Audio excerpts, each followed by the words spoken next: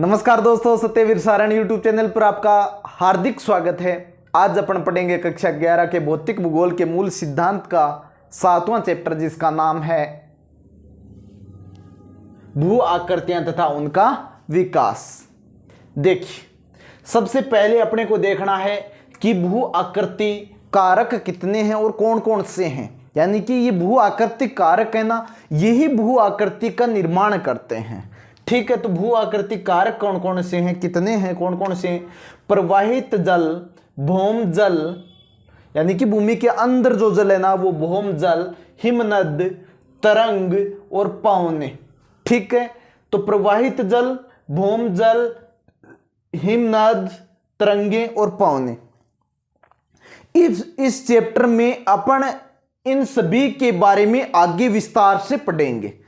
देखिए, प्रवाहित जल के बारे में भी पढ़ेंगे अपन, भौम जल के बारे में भी पढ़ेंगे, हिमनद के बारे में भी पढ़ेंगे, और जो समुद्र के अंदर जो तरंगे उत्पन्न होते हैं उन तरंगों के बारे में भी अपन इस चैप्टर में विस्तार से पढ़ेंगे, और पवनों के बारे में भी पढ़ेंगे, जिसके अंदर बहुत सारी चीजें आएंगी। बहुत अच्छा चैप्टर है ये, अपने को पूर्ण ध्यान लगा के देखना है, क्योंकि आगे जो अपन जब जाते हैं कंपटीशन एग्जाम देते हैं, उस चैप्टर में अपने राजस्थान से रिलेटेड भी इसके अंदर कुछ फैक्ट्स हैं जिनको आप ध्यान से देखना। देखिए, सबसे पहले अपना जो आज का वीडियो है उसके अंदर अपन भू आकृति कारक और उनके विकास के बेसिक के बारे में पढ़ेंगे। यानी कि भू आकृति कारक क्या है और इनकी विशेषताएं क्या है, इनके बारे में अपन पढ़ेंगे।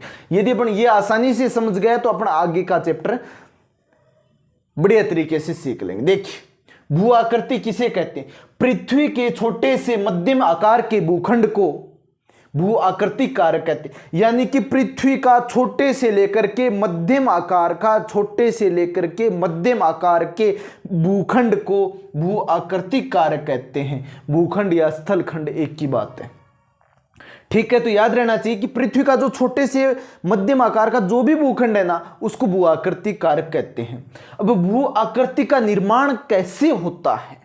भू आकृति का निर्माण, भू आकृतिक कारक, भू आकृति कारक कौन कौन से हैं? यानी कि जो भू आकृति का निर्माण करते हैं वही भू आकृति कारक, वो कौन कौन से हैं?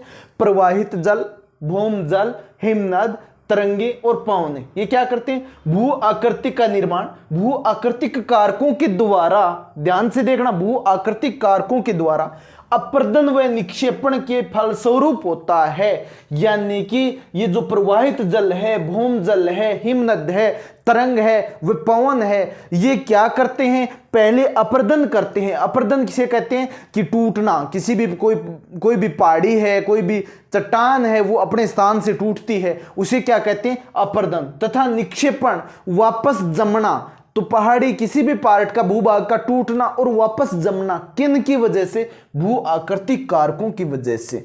तो उसे क्या कहते हैं? भू आकृति का निर्माण किससे होता है? भू आकृतिक कारकों के द्वारा। याद रखना, अपर्दन व निक्षेपण के द्वारा होता है, अपर्दन व निक्षेपण के फलस्वरूप होता है।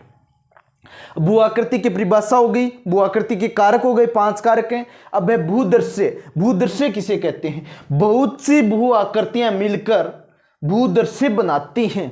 यानी कि बहुत सी भू आकृतियां मिलकर किसका निर्माण करती हैं? भूदृश्य का निर्माण करती हैं, जो भूतल का एक विस्तृत भाग है, जो कि स्थल भाग का क्या है? एक विस्तृत भाग है। यानी कि छोटे से मध्यम आकार के भूखंड को भू आकृति कहते हैं, और ये कई भू आकृतियां मिलाकर के भूदृश्य का निर्माण करते हैं। अब देखिए, भू आकृति की विशेषताएं क्या क्या है।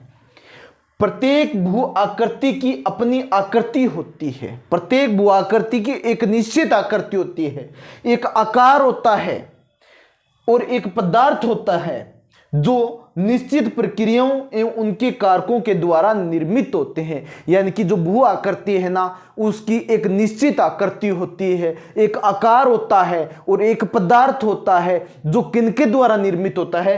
कि एक निश्चित प्रक्रिया है, उसकी एक निश्चित प्रोसेस है, उसके द्वारा और उनके कारकों के द्वारा। कारक यही है, इनके द्वारा निर्मित होती है। कौन? भू आकृति।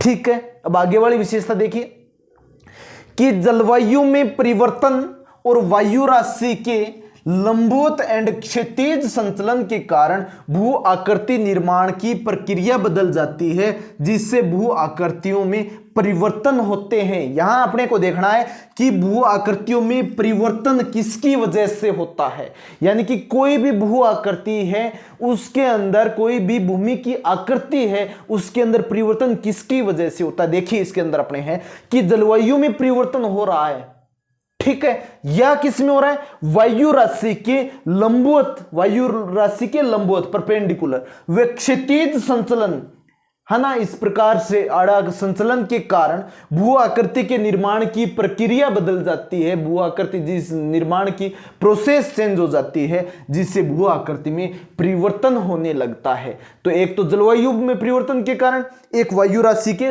लंबवत व क्षैतिज संचलन के कारण भू आकृति की प्रक्रिया बदल जाती है, जिससे भू आकृति में परिवर्तन होने लगता है। तो याद रखना, परिवर्तन किन की वजह से, जलवायु और वायु राशियों के द्वारा होता है। वायु राशि किस प्रकार से संचलित होती है, लंबवत परपेंडिकुलर, ऊपर से नीचे की ओर या नीचे से ऊपर की ओर, और क्षैतिज संचलन के द्वारा। आगे देखिए, प्रत्येक भू आकृति के विकास का एक निश्चित इतिहास होता है। प्रत्येक भू आकृति के विकास का अपना इतिहास होता है।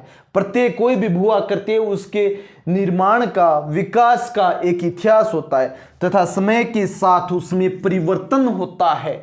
कि कोई भी भू आकृति है उसके निर्माण का एक इतिहास है विकास का, तथा उसके अंदर समय के साथ परिवर्तन भी होता है। और वो परिवर्तन अपने ऊपर वाली लाइन के अंदर, बिंदु के अंदर पढ़ चुके हैं कि इनकी वजह से होता है, या तो जलवायु के अंदर परिवर्तन हो रहा है या फिर वायु राशि के संचलन की वजह से हो रहा है। वायु राशि का संचलन दो प्रकार से दे रखा है, लंबवत व क्षैतिज संचलन, ठीक है। अब भू आकृति का विकास, कि भू आकृति का विकास किससे होता है, किसे कहते हैं भू आकृति का विकास, एक भू आकृति का दूसरी भू आकृति में परिवर्तन, एक भू आकृति का दूसरी भू आकृति में परिवर्तन क्या कहलाता है, भू आकृति का विकास कहलाता है। एक भू आकृति से दूसरी भू आकृति में परिवर्तन भू आकृति का विकास कहलाता है।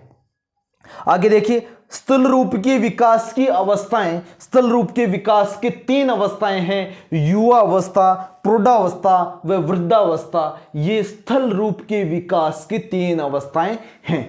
तो ये है अपना भू आकृति विकास का परिचय, यानी कि इसके अंदर क्या है, क्या विशेषता है भू आकृति की, किसे कहते हैं, और भू आकृति निर्माण के कारक कौन कौन से, इनके बारे में पढ़ा है। तो देखिए, भू आकृति कारक 5 है, याद रखना, प्रवाहित जल, भौम जल, हिमनद, तरंग और पवन। इन पांचों के बारे में इस चैप्टर में अपन पूर्ण विस्तार से पढ़ेंगे, ठीक है। फिर भू आकृति किसे कहते हैं, पृथ्वी के छोटे से लेकर के मध्यम आकार के भूखंड को भू आकृति कहते हैं। भू आकृति का निर्माण भू आकृतिक कारकों के अपर्दन व निक्षेपण की वजह से होता है।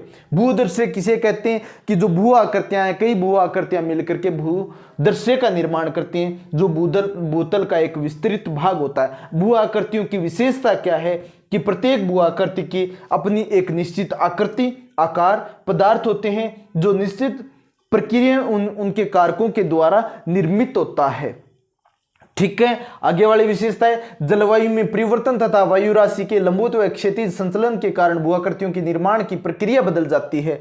अब प्रत्येक भू आकृति के विकास का अपना एक इतिहास होता है, समय के साथ भू आकृतियों में परिवर्तन होता है। भू आकृति का विकास किसे कहते हैं, कि एक भू आकृति से दूसरी भू आकृति में परिवर्तन भू आकृति का विकास कहलाता है। स्थल रूप के विकास की अवस्थाएं कितनी है, 3 अवस्थाएं, युवा अवस्था, प्रौढ़ावस्था और